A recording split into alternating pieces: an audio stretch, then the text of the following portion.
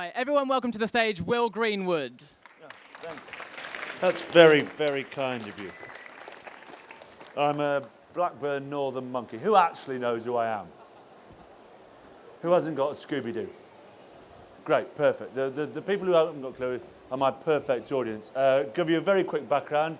Born in Blackburn, went to school, went to university, studied economics, used to work in the city. Rugby that we saw now with the World Cup, you saw the third biggest sporting event on the planet, 5 billion people watched, only became professional in 1996. By that stage, I was nearly 25. So I'd been working in numbers, in accountancy up until then. I then was very lucky to form part of the England rugby team that won the World Cup in 2003. And then since then, I've worked in and around rugby, but my favourite part of each year is when I spend 2 months of each year in areas of high unemployment, filming a programme called School of Hard Knocks, where we go to job centres. So far we've been to Liverpool, North Wales, we've done 3 districts in London, we did Croydon, East London, we did Tottenham just after the riots, we did Birmingham, Glasgow, and we just finished filming in Cardiff. And basically what I then do is I go into these areas with a very large Welsh chap called Scott Quinnell.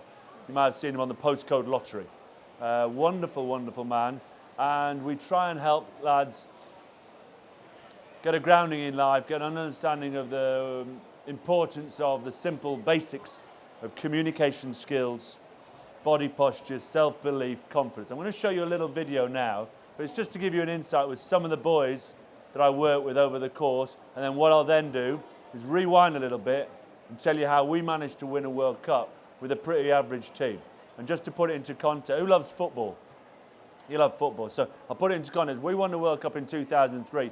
In 1998, we went to Australia and we lost 76-0. 5 years later, we won the World Cup. So that would be like England going to Brazil this year and losing probably 11-0. And then going to the World Cup in 3 years' time in Moscow, if it's still going to be in Moscow, and winning it. So just press play, sir.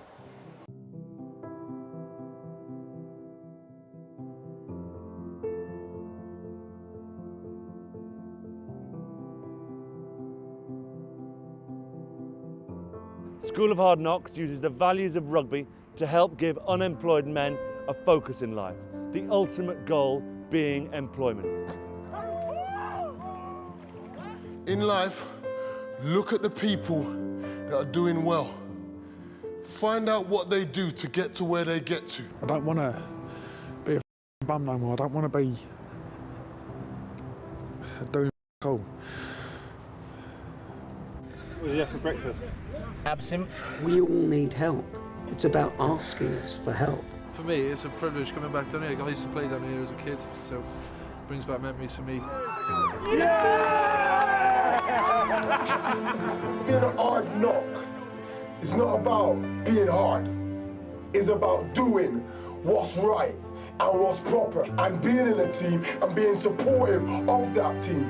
And when that team takes a knock, you all pick each other up and move forward again. That's what Hard Knocks is about. There's kids up and down the country who would go bananas over an opportunity like this.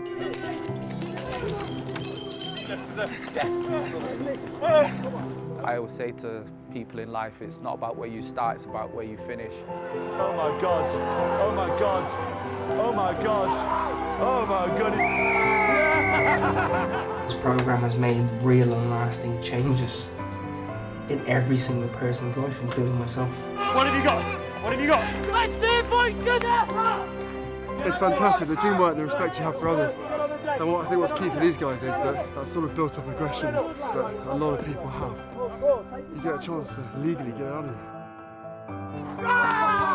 I think they've really enjoyed it, they've really embraced it, and it's been good fun. Are we ready?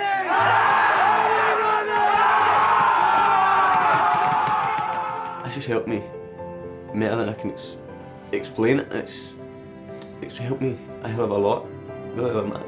Wow. You've got a great opportunity now to do some of your lives and move on. What happens beyond today is what really matters.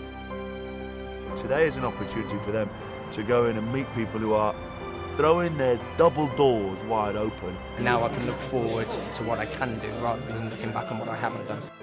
People actually care and want to help, and he's a good man. And we'll always be there with you, my friend. All right?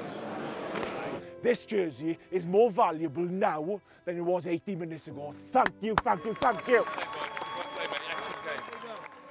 So that just gives you a little bit of what we do with School of Hard Knocks, and I suppose what it's trying to say is don't look gift horses in the mouth. So you've got, I don't know how many more hours you've got left here today. I don't know if any of you are coming back tomorrow, but get out there. Go see people, go talk to people, go find information, go and accumulate information. There are friends here. We do it for a small bunch of people. This is a skills show. Incredible amount of people here are wanting to support you and wanting to help you. What am I going to pick out? Some of the things. Mark Prince, who was saying, find the people who are doing well in life. His son was Kyan Prince, who was the QPR footballer that was murdered many years ago. And he could have taken revenge in very many different ways, but he set up a foundation to help people doing well. Mikey, who talks about hard knocks, is not about being hard. It's about doing the right things all the time. He's been in prison, I think, something like 15 out of the last 19 years of his life. Through hard knocks, he's making the right decisions. So what do we teach him? Very simple. I normally talk about cottage cheese rinsing, Lombardy time, a little lady called Cheryl, and teacups. But I'll keep it a little bit more simpler. Leadership in your own life, from people who are helping you and from internally. You've got to find a goal. What's your goal? Right? And push it. So we had a goal to win a World Cup. The easy bit is to say we're going to win a World Cup. What we did is we broke that goal down into manageable objectives. The lesson in life is to aim high, then understand through help, through your teachers, through your parents, through your role models, break that down into achievable objectives. So for us, as an example, I can't give you your own examples. To win a World Cup, we broke the game of rugby into 7 areas. Attack, defence, scrum, lineouts, restart, counter-attack, and the mindset game. And we tried to get 90% in each of those 7 areas. If you do that, you win games. Really simple tool in life. Set your goal, find your little staging posts, your little targets, and think about life as an accumulation of little bricks. Don't be scared of thinking you can never get there, you can never be that person, you could never win that. Remember, we lost 76-0, and we went back 5 years later. When I talk about Lombardy time, you've got to find a set of rules that you want to live by, you want to be judged by, within your own school, within your workplace, within your own family environment. It's not about having school rules, it's not about family rules, you've got to wear a tie on a Sunday, anything like that. It's about having rules that you focus on and around. For us, in the rugby team, we focused on Lombardy time. The most important asset anyone has in life is time. Lombardi was the greatest American football coach there. Time is wealth. It's not money, time is wealth. The most important asset is time. So we focused on never ever being late for a meeting. People won't give you the respect if you're late and constantly late with your work, with your timekeeping, for lessons, for your bus and missing. Excuses run dry very quickly. That's a very simple example. If you can make one change over the course of the next 6 months, 3 months, try not to be late. The difference it'll make. And then within your classroom or within your workplace, you spread it around. When none of you are late, my goodness me, your work, creativity, your productivity, your enthusiasm goes through the roof. Cheryl Calder, what was she an example? She's a tiny little South African hockey coach. Don't ignore the 1%ers in life. We had a phrase in our team meeting room. Sorry, I tend to be focusing on the school children over here. 100 things 1% better make you world champions. So we tried to find 100 things to do that could make a tiny little difference. And I suppose the best example to put it into sporting terms is in the Olympics in 2012, they had a 5-4-5 club. The 5-4-5 club was a throwback to the 2004 Olympics when we won 5 gold medals. Dame Kelly Holmes won 2, Chris Hoy won his first. The 4x100 metre runners, Darren Campbell, who was on there, they beat the Americans in the relay, and we won 1 in the rowing. 5 races. The total amount of time for those races to take place was about 13.5 minutes. The total winning margin accumulated, so the winning margin added up from each event, which would have turned 5 golds into 5 silvers, 0.545 of 1 second. So the little margins in life are all around you. We went to Australian rules football to learn how to catch. In rugby, in England, we always used to catch like this. The Aussie rules boys catch like that. The difference is about 0.1 of a second. We became the kings in rugby of the forward pass, the cross kick, across the field, because we'd climb high and we dominated the aerial battle. Dead simple. Cheryl Calder, our vision coach, she came in and taught us that the eye was a muscle. We did all sorts of exercises with the bright lights on the computers to teach us that the eye can move and shift faster and see things. With that, we began to go out onto pitches with an opportunity to find space. And if everyone's looking for space, you find space. We lost the quarter-final. We were losing the quarter-final, we were losing the semi-final, we were losing the final. Through Cheryl, we managed to find the space. She went to work with South Africa. Until New Zealand recently, Cheryl is a tiny little lady from South Africa. She was the only person in men's rugby to win back-to-back World Cup winners' medals. The differences around you, the differences between winning and losing are so small. But you've got to want to learn. There's a great Gandhi quote. Live life like today is your last, but live as though you'll live forever. So what's that trying to say is get the best out of today. Absolutely go find things out and then continue to learn, understanding that knowledge is power. Keep educating yourself. Keep finding things that might be able to help you. Understand, why is a teacher good? Why is she good at maths? Why is she good at science? Ask questions. They want to help. That's what they're there for. That's their chosen profession. And then I suppose I can't hide away from the fact that it all comes down to hard work and wanting to work hard. And we train with the Marines, not with the paras who are around there, incredible men and women around there, but with the Marines. And they taught us dislocated expectations. Basically, the only thing you can count on in life is things won't go according to plan. So never be surprised by surprise. So we spent hours and hours working on different scenarios, role playing. And that's the key to life. Understanding what can go wrong, what can go right. You plan for the best and you prepare for the worst. If you put those sort of little things in place, you have things like School of Hard Knocks, which can make huge changes. Now, there's a lot of noise going on, and I anticipate it's a bit of a monologue, me at you, but I just sort of stand here as a Blackburn lad who lived in a little village called Hurst Green, who just liked playing around with my mates in the back garden. It's all I ever wanted to do. I never thought about playing for England. But I got involved with the team, I got involved with the leader, Clive Woodward, I got involved with the captain, who said, you know what, we're going to do something no one's ever done before, and no one's ever done since. And you look at me now and you think, how did he play rugby? He looks like Montgomery Burns.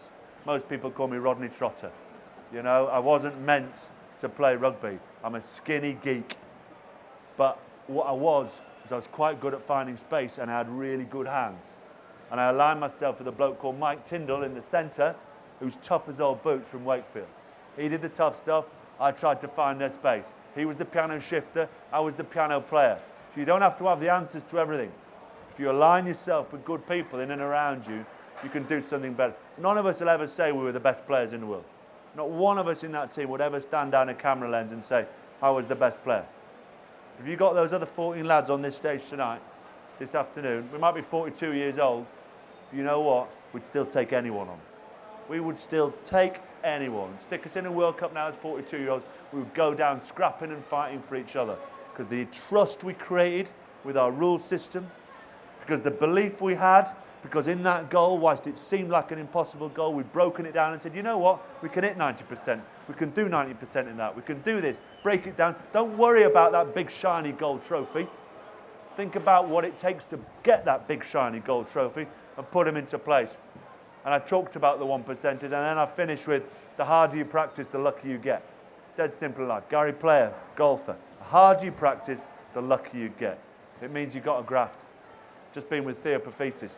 If you saw what, it looks great, he's on TV, he's having selfies, it's wonderful. If you saw his diary, if you saw his calendar, if you saw the hours he spends working, that's a man who has absolutely grafted for everything he's got. To get to the top, you can't do it without hard graft. I'd like to finish with a couple of questions, if there are any. Other than that, I think that's about my slot. I hope I've not been too domineering or too loud. Are there any questions? Well, in which case, I hope you know all the answers.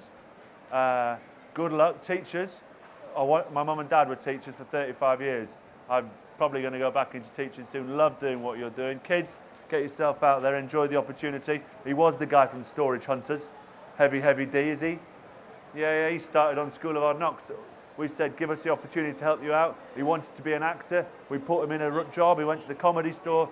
Now he's Heavy D, is he? Is that what he's called? Heavy D from Storage Hunters. So you never know where life might take you if you take the opportunities that are out there in front of you.